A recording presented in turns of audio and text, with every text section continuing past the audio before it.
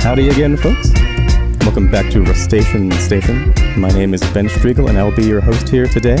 With me, today we have an interview with J Haigh from, is it Denver, Colorado? Yes. Boulder, somewhere in there? Okay. Hello.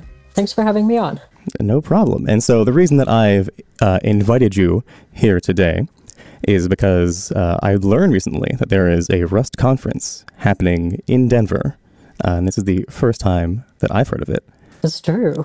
So could you tell me more about that? Like first, just go ahead and plug the conference. Let's start with that. Yeah. So Colorado Gold Rust is a Rust conference happening in Denver, Colorado on September 20th and 21st for 2 days of rowdy Rust in the Wild West. On the first day, we're going to have some workshops and a single track of talks on the second day. So far we have Eliza Wiseman giving a workshop on Tokyo. Sanjay Verma is presenting game development in Rust. Katarina Fay is going to talk about building developer tools in Rust. And Shaw Griffin is going to give a workshop on Diesel. And we also have a Rust Bridge that's going to happen. And we just recently announced all of the talks that we're going to have on the 21st, and I'm so excited about the lineup. So cool. I want to hear also about yourself. So tell me about you, Jay. What do you do? What got you into Rust? So this is actually the reason why I'm organizing the conference. When I graduated college in 2017, shortly before that, I started learning Haskell and kind of got into functional programming. When I was learning Haskell, someone was telling me about Rust too. And they're like, you should go to RustConf. So August 2017, I go to Portland and go to RustConf, and I've never written a single line of Rust. And Ashley Williams and Carol Nichols were both running the Rust Bridge that year.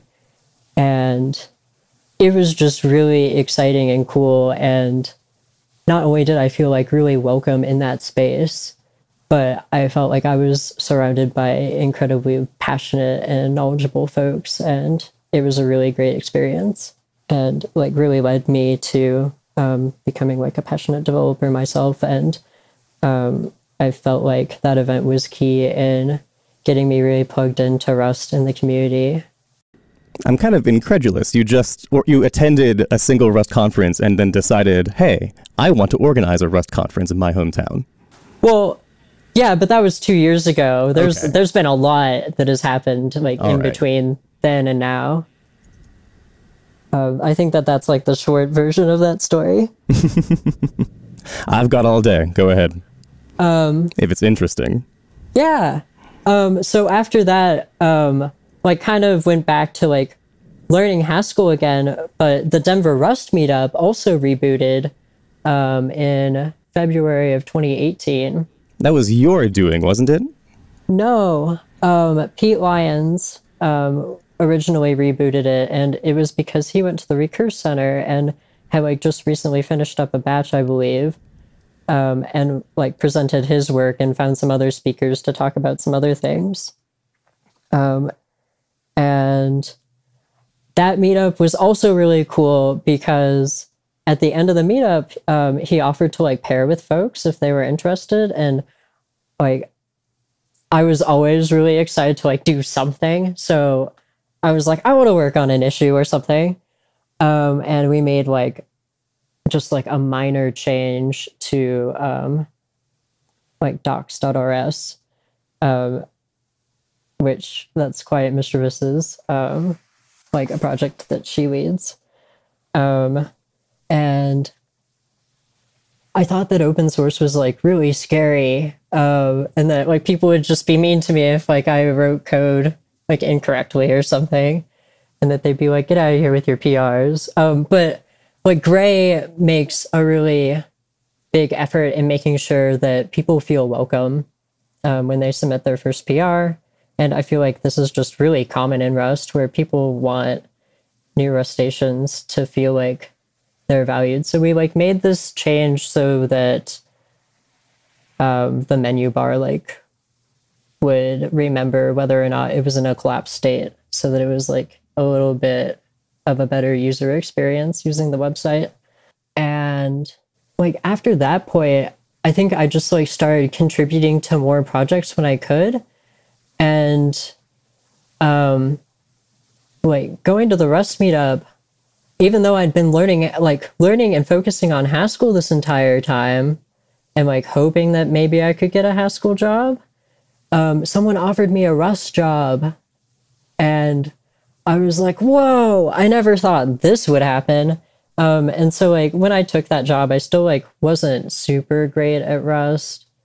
And unfortunately, like the company just didn't like really have the bandwidth to like hire a junior developer or like continue on with that project. So unfortunately, I think that like that entire project is just gone now.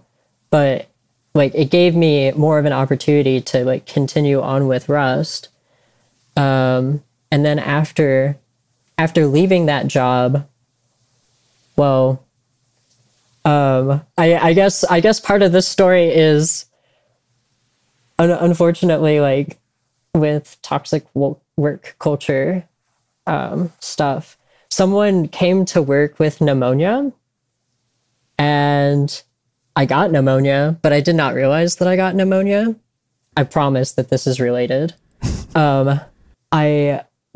So I got pneumonia, but like kind of downplayed my symptoms because there was like a forest fire going on and it was allergy season. And clearly that was the reason why I was like having some sniffles. And I got on a plane to go to RustConf 2018. So last year, the pneumonia was really bad. But I really wanted to go to the conference because it was so good last year. So my friends ended up like carrying me around the conference afterwards. And like after I got discharged from the hospital, that was cool and fun.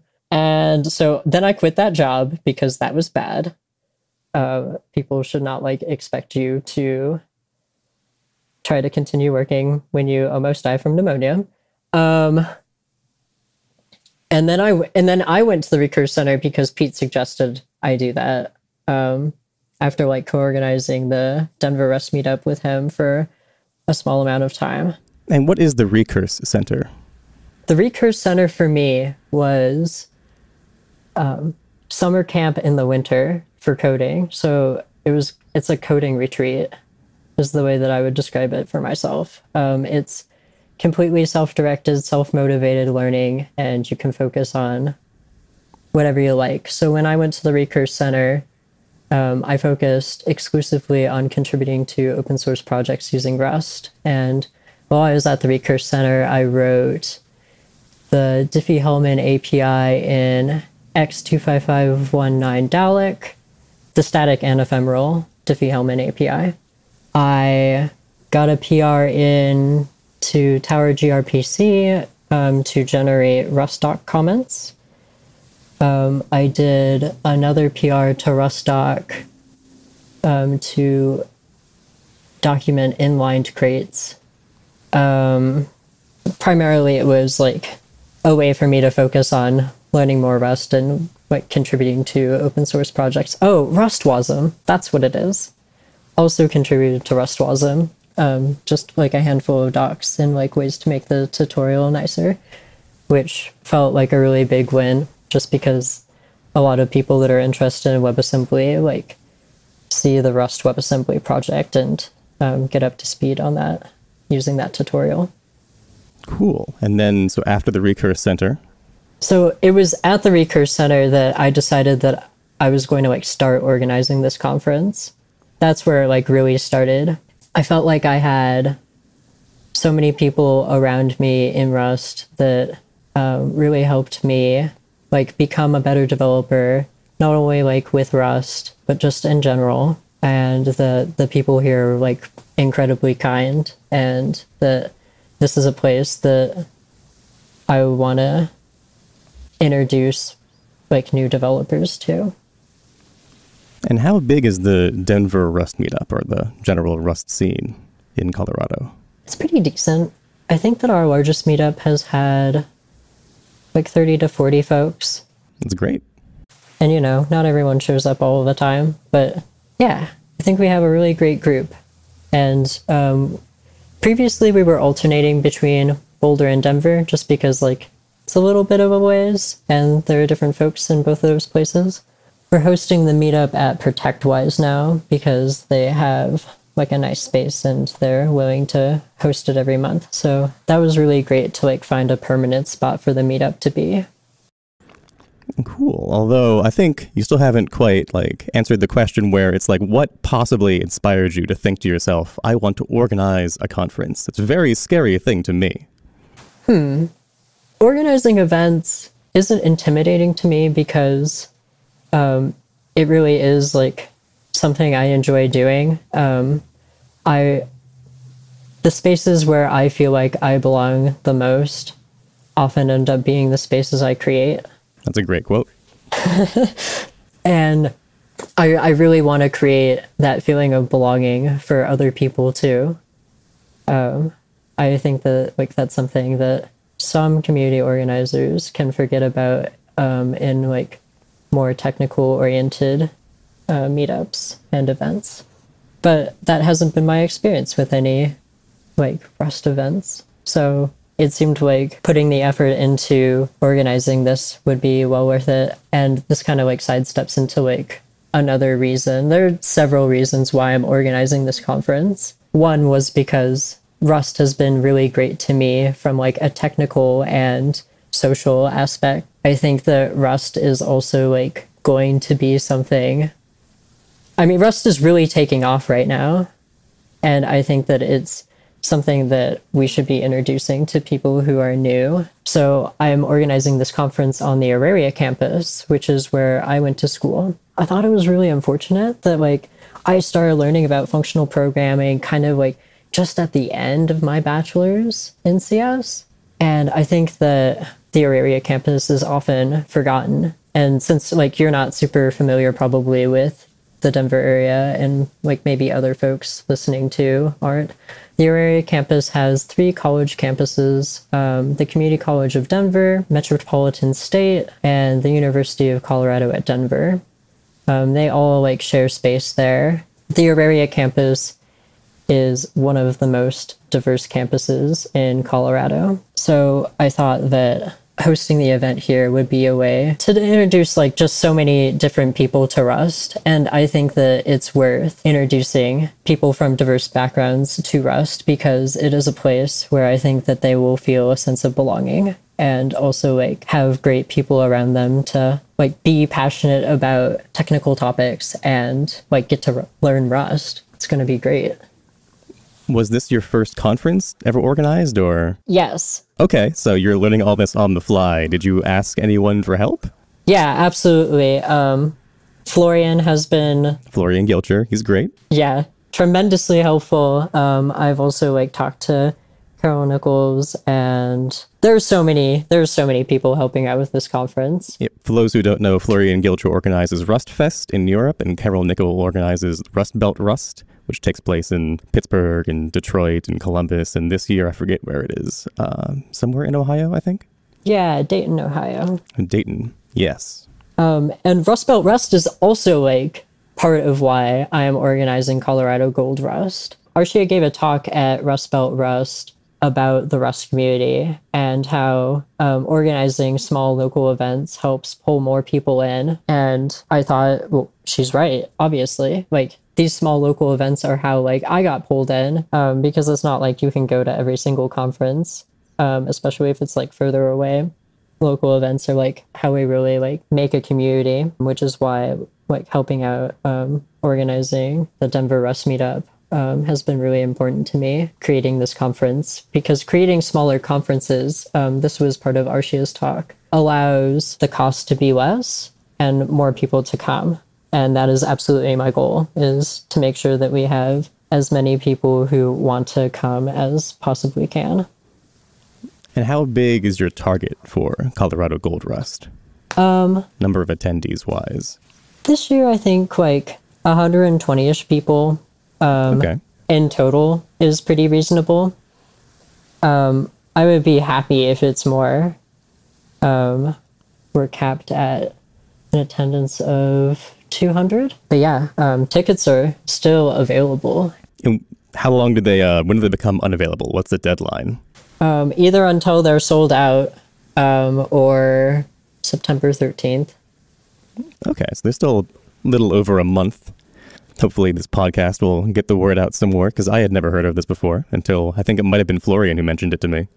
Yeah, my goal for the remainder of the time, now that we have like all of the talks announced and the workshops and everything squared away there, is definitely doing a little bit more in terms of social media and like letting people know that there's a Rust conference in Denver and it's going to be great.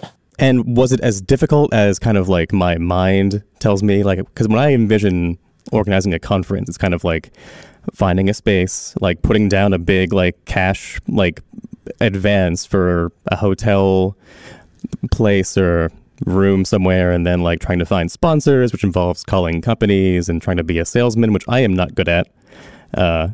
Was it easier than all this in my head, or is it pretty much exactly that? I am not going to say that organizing a conference is easy. It has definitely been challenging. We're in the beginning of August right now.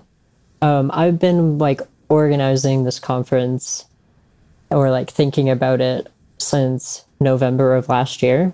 And like the real like heavy planning and like setup of the whole conference started probably at the end of February, beginning of March. So like I had an idea of the venue and I had a list of sponsors to reach out to. Would still love to have more sponsors. And we have Salt Lending currently as a silver sponsor, and we're incredibly appreciative of that. And they are hiring Rust developers. Is that a Denver local company? It is, yeah. Okay. So blockchain company using Rust in production. Cool. If you could like go back in time and like tell yourself some advice where it's like to make it easier for you to organize this conference or to take some anxiety off of you, what would you say? There were a lot of tasks that I just like didn't really think about at the beginning, that it's like, oh, well, obviously now. And when I was asking for help at the beginning, like talking with Florian about, oh, how do I do this? He has like some really helpful guides in the Rust events repo. I can try to find a link if you'd like to link to it in show notes. Totally. That'll be in there.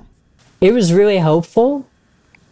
And I was like, oh, well, this is it. And this list of things is easily accomplishable, but that's not the case. There are like so many small details about organizing a conference, and if I could go back in time and tell myself something, I would do a better job at like creating a team of volunteers to help organize the conference and take care of the small details, because there are just like so many sections of things that you have to consider when you're planning an event like this. There's like financial and budgetary things that you need to keep in mind. There's attendee specific stuff, like social media, and keeping on top of all of that is a job in and of itself. There's a lot of coordination between presenters and like figuring out, oh, what order should I have the talks in for this year? That wasn't something that I thought about. Like, oh, we'll have some talks and it will be great. But you like really need to like think about how it makes sense to like have your schedule for the day, and also like making sure that maybe there are breaks in the day so that if you get off a little bit, as you do on conference time, that there's a way for you to catch up later on. So short answer, just making sure that there are teams that deal with larger individual pieces of organizing and not trying to take on too much myself. So you don't actually have a team with you. That's surprising. It's very commendable doing it all yourself. Do you have friends who help you out sometimes? Like, I know that Carol for Rust Belt Rust has people help her out with packing all the care or the the gift packages that you get when you arrive, that kind of thing. Yeah, so Nicholas Jung is the co-organizer of Colorado Gold Rust, and he has been primarily in charge of like finances, budget, and our website, which is where you can buy tickets. Very important. And the CFP app for when we had our call for talk proposals. But still, even between like him and me, it's still quite a bit of work, which I think like maybe Carol would say the same thing, because I think that the majority of the conference organizing is Carol and Jake together, if I'm not wrong. Yeah. And then our program committee has been super helpful too. I was really thankful that they went through all of the submissions and, you know, helped us come up with the great lineup that we have this year. Who was on that? So we had Julian Fitzpatrick, Mai Komada, Quiet Mischievous, Austin Guest, and Stu Small. Cool. How did you find people to help you with this? Mostly I just asked my friends for help and like people I know. So Stuart Small I know through the Denver Rust meetup. Austin Guest, they and I were in batch together at the Recurse Center. And so we paired on some Rust together, and that was a lot of fun. Quiet Mischievous, I've known her for a while now. My first PR to anything Rust related was to her Rust project. And then I was also in batch with at the Recurse Center. And then Julian Fitzpatrick, I think I know them just from like transmasculine Twitter. I'm sure that like people are like, hey, you both take testosterone and you both write Rust. Be friends. Julian is actually the person who informed me about like lower doses of testosterone. So I knew them before I started taking testosterone, but I think that people connected us because of like those similarities. Yeah, there's a different topic to go into about the number of trans people in the Rust community. It's really heartening to see how many there are. I'm not sure what your experience is with that. I like it. It's kind of always been the case. I've been around since 2011, and it's just always been this way. So I have no idea. It's kind of just a case of things were friendly from the start. So that kind of just kept building. Yeah, that was actually like really shocking to me when I went to RustConf for the first time. Like that was the year that I had come out as non-binary. And at that point in time, like August 2017, I was like going to give up on like trying to use they them pronouns at like technical events, just because I was visibly like not a man, and so like visibly not a man usually defaults to a woman, and so I was kind of tired of like having to correct everyone on my pronouns. And I kind of just didn't want to deal with it at RustConf. I was like, I'm just going to be surrounded by strangers, and that's not what I want to focus my energy on at this event. And I had this like they them pronoun pen that I used to wear, but I left it at home because that wasn't how I wanted to spend my time, was like correcting people on my pronouns. But it was incredible. People just asked me what my pronouns were and then used them. That was never something that I experienced like in any sort of technical space at that time in my life. And it was really great. It made me feel like really welcome, and it felt like people cared about me more than just like, there's someone here who is not a man, finally. It like people just like actually cared about me as a human being, and that was really nice. Well, we can see the evidence of how it engendered in you kind of this passion for organizing Rust community projects and activities. So that's great. Yeah. Would you do it all again? Will there be a Colorado Gold Rust 2020 next year? I hope so. I would really love to see a Colorado Gold Rust 2020.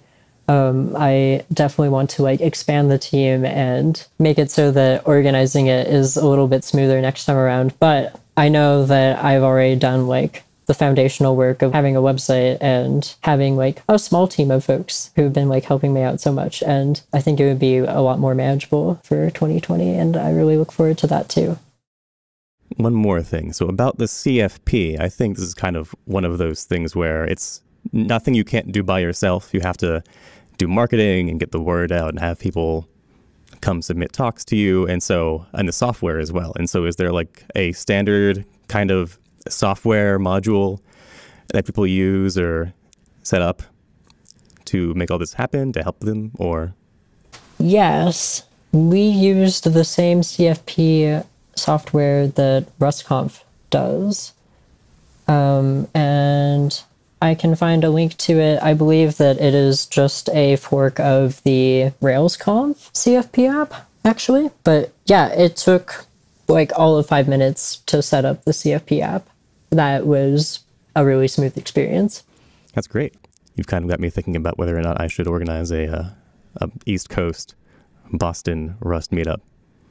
Or Rust conference. I already organized the meetups in Boston, yeah. That'd be cool. I was telling someone how much I was paying for the venue, which I think is totaling to $2,100 for 2 12-hour days. Some advice I would offer in looking for a venue, because I think that is like a really low price. It seems low to me, yeah. Especially for like in the middle of Denver, college campuses. They have a lot of space. They also have all the stuff that you need to like actually like do presentations. Well, sadly, here in Boston, we don't have any colleges, so... Yeah, a shame. Out of luck. Darn. I would highly recommend looking at like college campuses as a place to host events, and then it's like a great way to get people who are like just starting in software to like come learn about Rust too. So I think that's really cool. That's so cool. Okay. Well, thanks, Jay, for telling us all about Colorado Gold Rust. Is there anything else that you would like to say today? I'm so excited about Colorado Gold Rust this year. Please check out our schedule and look at all of the talks that we have. I am so excited about all of the topics and the speakers we have this year. And I hope that you'll join us. Thank you so much for having me on. No problem. Thanks for being here. And here's to a good conference, and hopefully do it again next year. Yeah, great. All right. We'll see you, Jay. All right. See you around. And as a reminder to all the folks out there, if you would like to be interviewed for a station, or if you have an idea for a topic, or if you even just have an audio file you want to toss our way, we will take it and we might put it up on our site here. And so it's the easiest way to make a podcast about Rust. It was our goal to just make this as simple as possible for you. So we have all the setup, and we also have advice for first-time podcasters. So we have a Discord as well. You'll find links to all these things in the show notes. And if you want to come check it out, say hi. We'd be happy to have you. All right. We'll see you next time, folks. Bye-bye.